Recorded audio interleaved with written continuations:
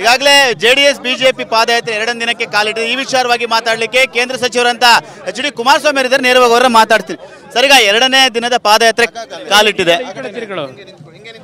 ಎರಡನೇ ದಿನದ ಪಾದಯಾತ್ರೆ ಇವತ್ತು ಅತ್ಯಂತ ದೊಡ್ಡ ಮಟ್ಟದಲ್ಲಿ ನಿನ್ನೆ ಪ್ರಾರಂಭ ಆದಂಥದ್ದೇನಿದೆ 3-4 ಪಟ್ಟು ಹೆಚ್ಚಿನ ರೀತಿಯಲ್ಲಿ ಕಾರ್ಯಕರ್ತರುಗಳು ಜನತೆಯ ಒಂದು ಸ್ಪಂದನೆ ಎರಡನೇ ದಿವಸದ ಈ ಪಾದಯಾತ್ರೆಗೆ ದೊರಕಿದೆ. ಜೆಡಿಎಸ್ ಅನ್ನ ಮುಗಿಸೋಕ್ಕೋಸ್ಕರ ಬಿಜೆಪಿ ಈ ಪಾದಯಾತ್ರೆ ಹಾಕಿಕೊಂಡಿದೆ. ಕುಮಾರಸ್ವಾಮಿ ಅವರ ಸರ್ಕಾರ ಬೀಳಿಸಿದಂಥವ್ರ ಜೊತೆ ಪಾದಯಾತ್ರೆ ಮಾಡ್ತಾ ಇದ್ದಾರೆ ಅಂತ. ಈಗ ಸರ್ಕಾರ ಬೀಳಿಸಿದವ್ರು ಯಾರು, ಸರ್ಕಾರ ರಕ್ಷಣೆ ಮಾಡಿದವ್ರು ಯಾರು, ಅದೆಲ್ಲ ಇತಿಹಾಸ ಬರೀತಾರೆ ಮುಂದಕ್ಕೆ. ಇಲ್ಲಿ ಇವತ್ತು ಬಿಜೆಪಿ JDSನ ಮೈತ್ರಿ ಏನಿದೆ, ಈ ಮೈತ್ರಿ ನಮಗೆ ಆದಂಥ ಎಲ್ಲ ಒಂದು ಅನುಭವಗಳು ಈ ಕಳೆದ 20 ವರ್ಷದಲ್ಲಿ ಏನಾಗಿದೆ, ಆ ಅನುಭವದ ಆಧಾರದ ಮೇಲೆ ಇವತ್ತು ಈ ಒಂದು ಮೈತ್ರಿ ಏರ್ಪಟ್ಟಿರ್ತಕ್ಕಂಥದ್ದು. ಅದರಿಂದ ಇಲ್ಲಿ ಕೊಡಗನ ಕೋಳಿ ನುಂಗಿತ್ತಾ ಇದೆಯಲ್ಲ, ಈ ಒಂದು ಹಾಡು ಬಹುಶಃ JDS ಬಿಜೆಪಿ. ತಂದೆ ತಾಯಿಯಾಗುವುದು ಇನ್ನೂ ಕನಸೆ. ಅಪೋಲೋ ಫರ್ಟಿಲಿಟಿ ಮೂಲಕ ನಿಮ್ಮ ತಂದೆ ತಾಯಿಯಾಗುವ ಕನಸನ್ನು ನನಸಾಗಿಸಿಕೊಳ್ಳಿ. ಉಚಿತ ಆಪ್ತ ಸಮಾಲೋಚನೆಗಾಗಿ ಕರೆ ಮಾಡಿ 9953323196. ಮೈತ್ರಿ ಕಾಂಗ್ರೆಸ್ನ ನುಂಗ್ಲಿ ಹಾಕ್ಲಿಕ್ಕೆ ಕೊಡಗನ ಕೋಳಿ ಪ್ರಾರಂಭ ಆಗಿದೆ ಕೂಗ್ಲಿಕ್ಕೆ ಅನ್ನೋದು ನನ್ನ ಅಭಿಪ್ರಾಯ. ಗಾಜಿನ ಮನೆಯಲ್ಲಿ ಕುಮಾರಸ್ವಾಮಿ ಅವರು ಕೂತ್ಕೊಂಡು ಬೇರೆ ಕಲ್ಲು ಹೊಡಿತಾ ಇದ್ದಾರೆ ಅಂತ ಹೇಳಿ. ನಾನು ಗಾಜಿನ ಮನೆಗೆ ಎಂದೂ ಹೋದನೇ ಅಲ್ಲ. ನಾನು ಕಟ್ಟಿರ್ತಕ್ಕಂಥ ನನ್ನ ರಾಜಕೀಯದ ಮನೆ, ಜನಗಳ ಮಧ್ಯದಲ್ಲಿ ಜನದ ಹೃದಯದಲ್ಲಿದ್ದು ನಾನು ಕಟ್ಟಿರ್ತಕ್ಕಂಥ ಮನೆ ಇದು.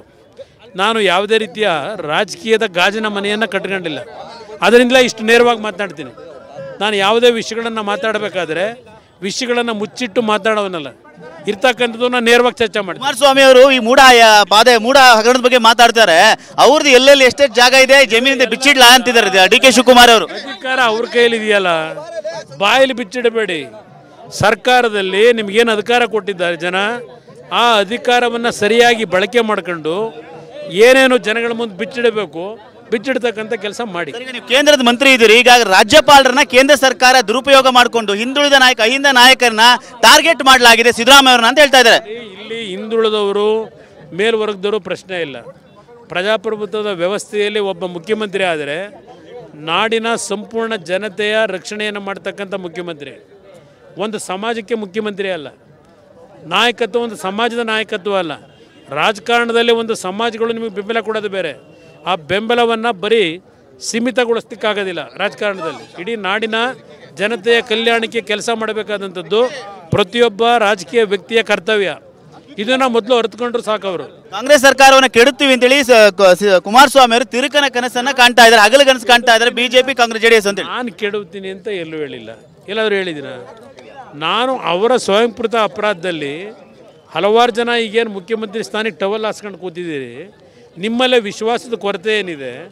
ನೀವೇ ಹಲವಾರು ನಿಮ್ಮ ಎದುರಾಳಿಗಳನ್ನು, ನಿಮ್ಮ ಪಕ್ಷದಲ್ಲಿರ್ತಕ್ಕಂಥವ್ರನ್ನ ಯಾವ ರೀತಿ ಅವರನ್ನು ಮುಗಿಸ್ಬೇಕು ಅಂತೇಳಿ ಸರ್ವನಾಶ ಮಾಡೋದಕ್ಕೆ ನಿಮ್ಮ ಪ್ಲ್ಯಾನ್ ಇಟ್ಕೊಂಡಿದ್ದೀರಲ್ಲ, ಅದರಿಂದ ನೀವೇ ಸೆಲ್ಫ್ ಸೂಸೈಡ್ ಮಾಡ್ಕೊತೀರಿ ಅಂತಕ್ಕಂಥ ಹೇಳಿದ್ದೀನಿ ಹೊರತು ನಾನು ಸರ್ಕಾರ ತೆಗಿತೀನಿ ಅಂತ ಎಲ್ಲೂ ಹೇಳಿಲ್ಲ.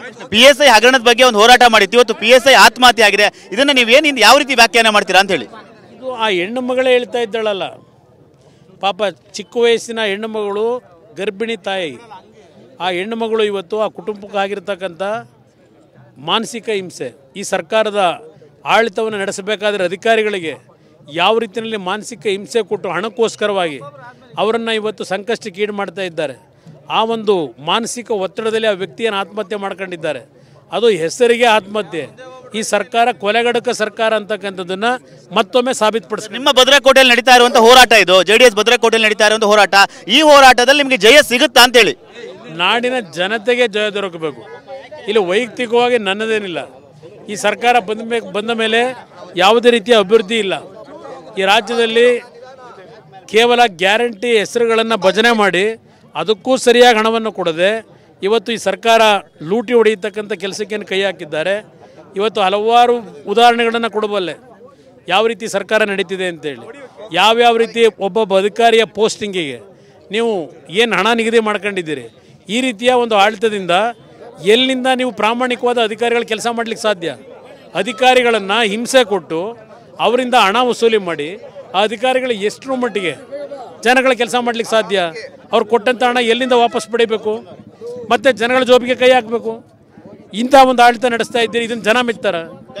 ಇದಿಷ್ಟು ಕೇಂದ್ರ ಸಚಿವರಂತ ಕುಮಾರಸ್ವಾಮಿ ಅವರ ಮಾತು. ಯಾಕೆಂದ್ರೆ ಈ ಹೋರಾಟಕ್ಕೆ ಜಯ ಸಿಗುತ್ತೆ. ಸಂಪೂರ್ಣವಾಗಿ ಈ ಒಂದು ರಾಜ್ಯ ಸರ್ಕಾರ ಎಂದೇ ಕಾಂಗ್ರೆಸ್ ಸರ್ಕಾರ ಎಂದೇ ಭ್ರಷ್ಟಾಚಾರದಲ್ಲಿ ತೊಡಗಿ ಹೋಗಿದೆ. ನಮ್ಮ ವಿಚಾರ ಸಂಬಂಧಪಟ್ಟಂತೆ ದಾಖಲೆಗಳನ್ನ ಬಿಡುಗಡೆ ಮಾಡ್ತೀವಿ ಅಂತ ಹೇಳ್ತೀವಿ. ಕೇವಲ ಬಾಯಿ ಮಾತಿನಲ್ಲಿ ಹೇಳೋದಲ್ಲ, ಎಲ್ಲ ದಾಖಲೆಗಳನ್ನ ಇಟ್ಟು ಹೋರಾಟಕ್ಕೆ ಬನ್ನಿ ಅನ್ನೋ ಮಾತು ಮತ್ತು ಸವಾಲು ಕೂಡ ಕುಮಾರಸ್ವಾಮಿ ಅವರು ಡಿ ಕೆ ಶಿವಕುಮಾರ್ ಅವರಿಗೆ ಹಾಕ್ತಾ ಇರುವಂತು. ಕ್ಯಾಮರಾಮನ್ ಮಂಜು ಜೊತೆ ಸುನಿಲ್, TV9 ರಾಮನಗರ.